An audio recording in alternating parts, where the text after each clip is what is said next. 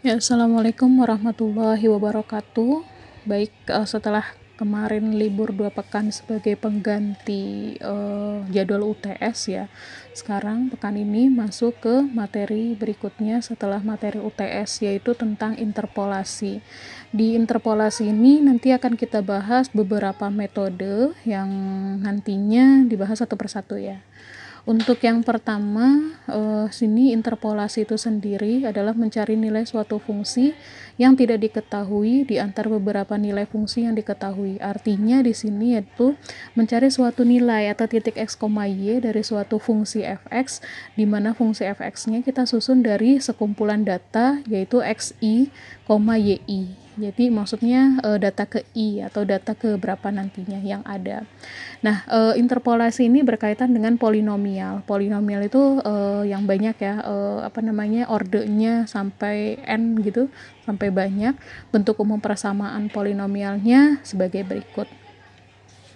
Nah, untuk yang pertama adalah interpolasi linear. Interpolasi linear ini bentuk paling sederhana dari interpolasi, yaitu menghubungkan dua buah titik data dengan garis lurus karena linear gitu ya.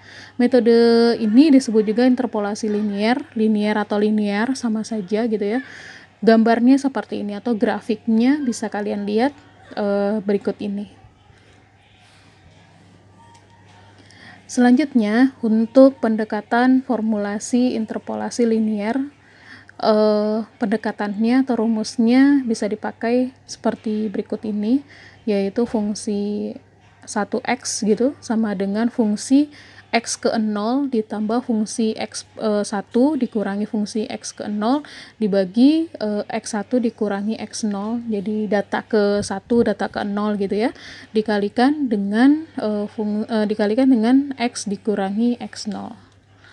Nah, nanti di sini ada semacam prosentase kesalahan pola interpolasi linear yang nantinya bisa dipakai rumusnya, yaitu prosentase kesalahan atau errornya itu dengan menggunakan rumus nilai mutlak, yaitu nilai hasil perhitungan dikurangi nilai sebenarnya, kemudian hasilnya dibagi dengan nilai sebenarnya dikalikan dengan 100%, maka akan didapatkan prosentase kesalahan yang kita hitung dari interpolasi linear itu seberapa besar atau seberapa banyak. Untuk lebih jelasnya, perhatikan contoh soal dari interpolasi linear ini. Contoh pertama, yaitu jarak yang dibutuhkan sebuah kendaraan untuk berhenti adalah fungsi kecepatan. Data percobaan berikut ini menunjukkan hubungan antara kecepatan dan jarak yang dibutuhkan untuk menghentikan kendaraan. Di situ ada datanya ya. Kemudian perkirakan jarak henti yang dibutuhkan bagi sebuah kendaraan yang melaju dengan kecepatan 45 mil per jam. Itu berapa gitu ya. Nah, maka di sini penyelesaiannya yaitu mencari nilai x45 atau kecepatan yang 45 tadi ya. Kita gunakan rumus yang tadi fungsi 1x gitu ya dan seterusnya. Maka kita mencari nilai x-nya dalam 45. Untuk fx0-nya kita pakai fx0 yang 65, yaitu yang warna abu-abu itu ya. Itu kita pakai di situ. Kemudian ditambah 90 dikurangi 65 dibagi 50 dikurang 40 dikali 45 dikurang 40. Kenapa kita menggunakannya 40 dan 50? Karena 45 itu terletak di antara 40 dan 50.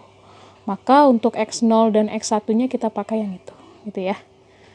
Nah, kemudian hasilnya sudah ada 77,5. Gitu caranya. Kemudian lanjut ke contoh yang kedua.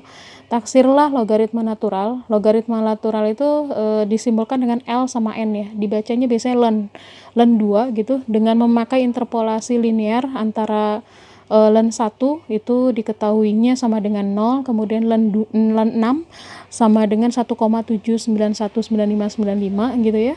Kemudian selanjutnya ulangi untuk ln 1 dan ln 4 dengan ln 4-nya adalah 1,3862944, di mana nilai sejati ln 2-nya adalah 0,693147118. Nah, masing-masing ini nanti akan kita buat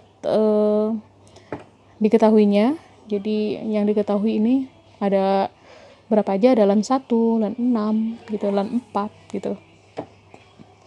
Nah, di sini untuk diketahui untuk X sama dengan 2, tadi kan nilai sejatinya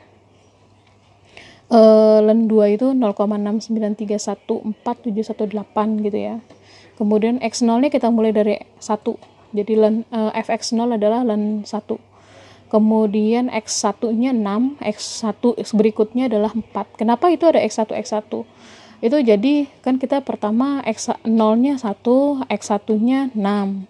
Kemudian diulangi lagi, minta diulangi kan, masih X0-nya 1, kemudian X1-nya dirubah jadi 4 atau len 4 untuk fungsinya. Gitu. Kemudian menggunakan persamaan berikut, dihitung dengan interpolasi linear nilai len pada X sama dengan 2 berdasarkan nilai len di X0-nya sama dengan 1 dan X1-nya sama dengan 6. Maka kita substitusikan angka-angkanya. Itu ya. Jadi fx0-nya yaitu len 1-nya sama dengan 0. Kemudian fx ditambah tadi fx0 ya, ditambah fx1 fx1 itu fungsi x1 jadi len 6. Nilai len 6-nya berapa dikurangi nilai len dari 1 tadi 0 ya, dibagi x-nya, nilai x-nya 6 dikurangi 1 dikali yang ditanyakan adalah len 2 atau 2 dikurangi x0-nya adalah 1. Maka hasilnya sebagai berikut. Kemudian untuk tingkat errornya atau tingkat kesalahannya sebesar 0,483. Semakin sedikit tingkat kesalahannya, maka semakin bagus. Jadi perhitungannya itu kesalahannya makin sedikit gitu ya. Nah, kita coba tadi untuk yang menggunakan len 1 dan len 6, tingkat kesalahan 0,483. Bagaimana kalau misalkan kita pakai untuk X0-nya sama dengan 1 atau nanti fungsinya adalah len 1-nya sama dengan 0 gitu kan. Kemudian X1-nya sama dengan 4 atau fungsi X1-nya atau len dari 4-nya kita ubah di sini. Tadi kan pakai 6, sekarang pakai 4. Bagaimana? Ternyata didapatkan tingkat kesalahannya 0,333. Jadi lebih sedikit atau tingkat kesalahannya lebih baik menggunakan yang pendekatan untuk len 1 dan len 4 dibandingkan len 1 dan len 6 kejauhan ya. Dari contoh, tampak bahwa dengan menggunakan interval yang lebih kecil didapat hasil yang lebih baik. Jadi cari interval yang paling dekat. Kita akan mencari nilai len 2.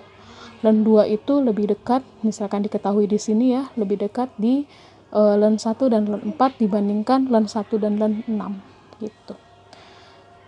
Oke. Pendekatan interpolasi dengan derajat 1 pada kenyataannya sama dengan pendekatan suatu harga tertentu melalui garis lurus. Untuk memperbaiki kondisi tersebut dilakukan sebuah interpolasi dengan menggunakan garis yang menghubungkan titik, yaitu melalui orde 2, orde 3, orde 4, dan seterusnya yang sering juga disebut dengan interpolasi kuadratik atau kubik. Jadi di sini interpolasi linear itu masih berderajat 1, pangkatnya masih 1.